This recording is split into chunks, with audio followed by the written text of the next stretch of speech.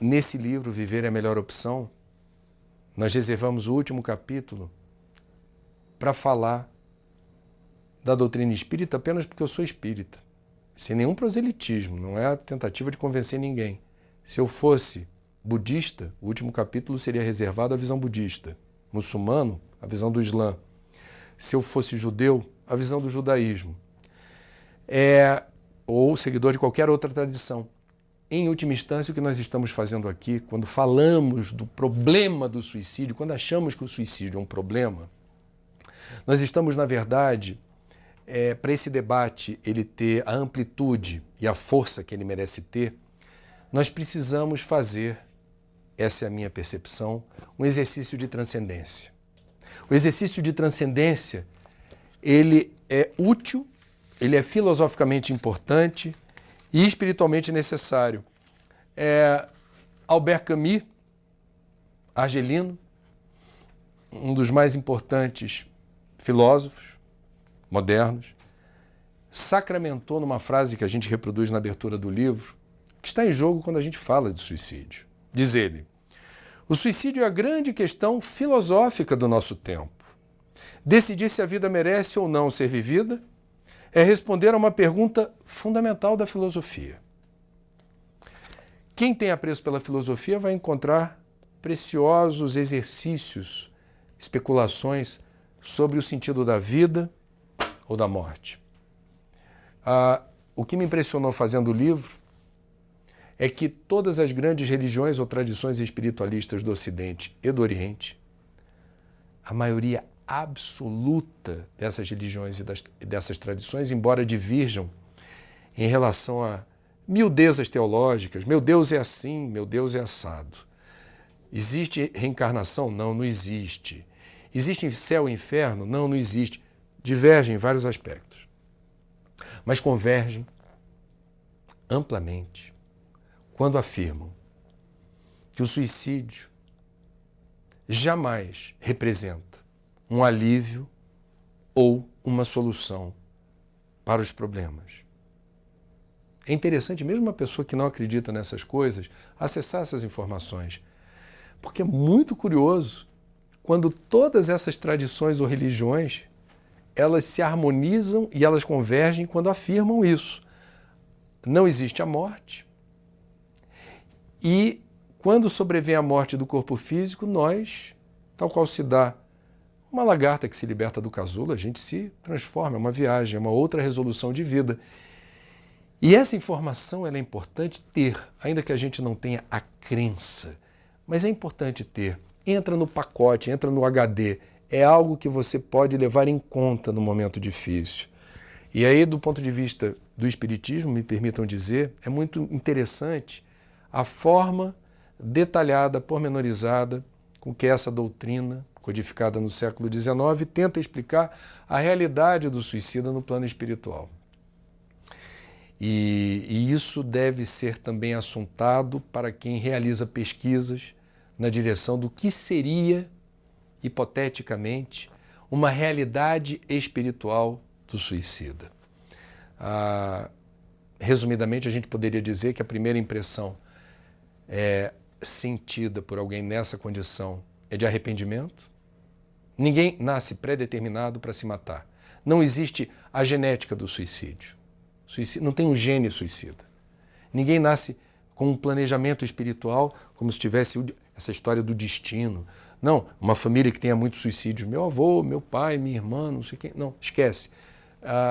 É claro que existe aí uma questão que vai requerer atenção e cuidado, porque não é fácil ter perdas de gente próxima e querida nesses termos. Mas isso não faz de você um suicida em potencial se você estiver vivendo essa situação. Então não existe, primeiro, tirar qualquer dúvida que exista sobre o sentido da vida. Ninguém nasce para se matar. Essa é a crença dos espíritas. Existe também algo que é muito doloroso, que é a percepção magnética, por irradiação, de um corpo em decomposição. Porque para nós espíritas existe um tempo determinado de vida na Terra.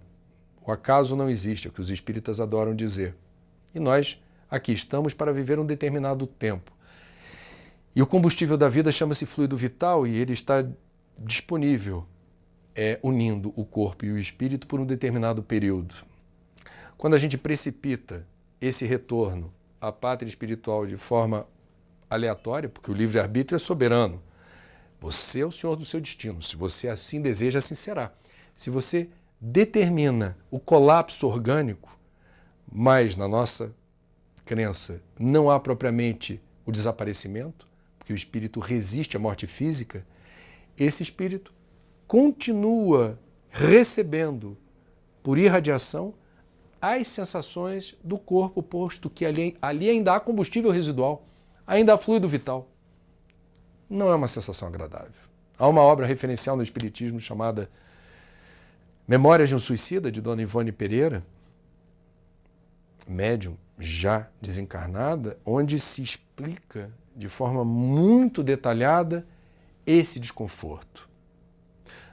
Há também, por conta da literatura espírita, aquilo que a gente sabe, e foi uma entrevista dada por Chico Xavier, o mais importante médium da história do espiritismo, pelo seu talento e sensibilidade mediúnica e pela abnegação com que realizou esse trabalho sem acumular bens ou posses. Quando emprega-se um determinado método que determina a falência do corpo, a parte do corpo que foi atingida pela agressão, que desencadeou esse colapso orgânico, essa parte do corpo, ela fica sequelada na sua matriz espiritual, que é o perispírito. Portanto, a partir do perispírito, há um colapso, uma agressão que fica marcada. O corpo se decompõe e desaparece, se transforma em outra coisa. Esse abalo fica. É a matriz do corpo que, pela lei da reencarnação, somos reencarnacionistas, voltará a hospedar o espírito numa outra encarnação. Essa sequela fica. Então, certos casos, por exemplo, de idiotismo ou loucura, estão associados ao abalo do centro nervoso, do cérebro. Certos casos de enfisema estão associados à inalação de gás ou outras substâncias que provocam asfixia. E por aí vai.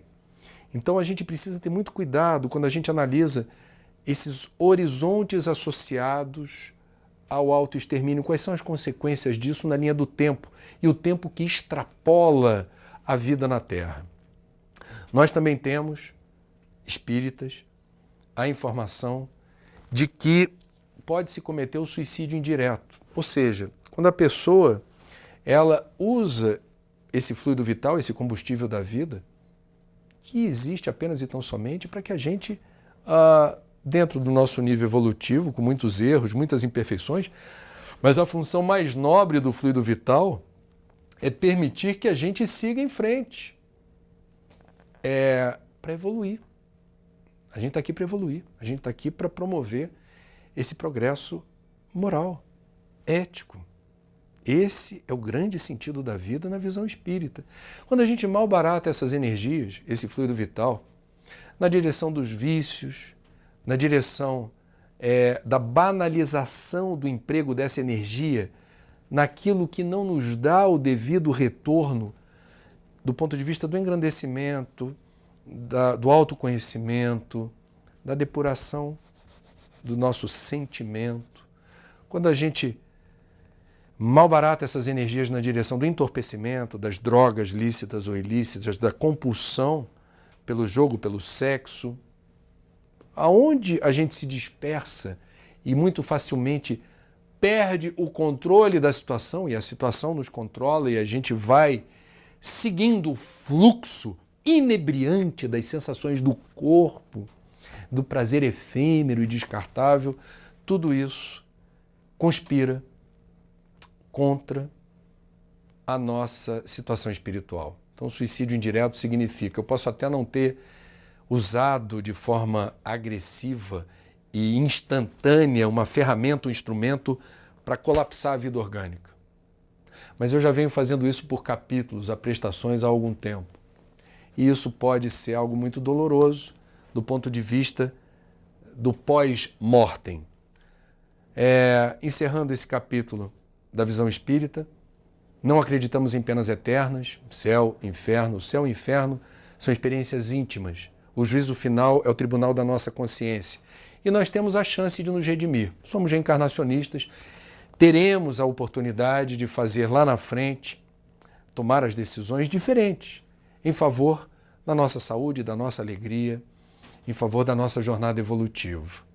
Meus amigos, me perdoem aqueles que ficaram talvez um pouco surpresos com o fato da gente consumir uma parte da nossa explanação aqui com a retórica espírita. Como disse, nas especulações sobre se é ou não pertinente pensar em suicídio, de que forma, o exercício da transcendência precisa ter lugar.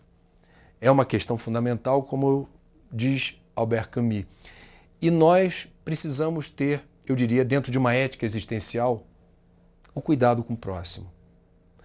Eu não preciso ser profissional de saúde para me sensibilizar com a dor de alguém ao meu redor, que eu não conheço, não sei quem é, mas se está em sofrimento, o resgate da nossa humanidade se dá a partir da capacidade da gente se sensibilizar com a dor alheia. Nós somos uma grande comunidade e nesse formigueiro humano, a única chance que a gente tem de dar certo enquanto civilização é prestando atenção naquilo que nos compete fazer para minimizar ou neutralizar a dor e o sofrimento do outro. Nós precisamos, em meio aos valores prevalentes da sociedade de consumo, do materialismo, do hedonismo, do individualismo, do hedonismo, todos os ismos que conspiram em favor dessa blindagem, e nós vamos ficando imersos assim ou dispersos dentro de um conceito de ilha. Eu existo apenas para me servir, me locupletar, e quem tiver à minha volta que me ature. Essa é a receita do fracasso. E não é do fracasso individual, é do fracasso coletivo. Nós precisamos ter um projeto coletivo. Saúde não é um assunto apenas de médicos, psicólogos, psiquiatras, psicanalistas, profissionais de saúde, assim denominados. Eles têm autoridade técnica para realizar os procedimentos na direção contrária à das patologias, das doenças, das morbidades. Mas todos nós precisamos assumir o mandato humano da ética do cuidado. O cuidado com o outro. Prestar atenção no que acontece à nossa volta e nos prontificar a agir sempre que possível para estancar a dor e o sofrimento. Essa é a melhor receita da saúde integral. Obrigado pela atenção.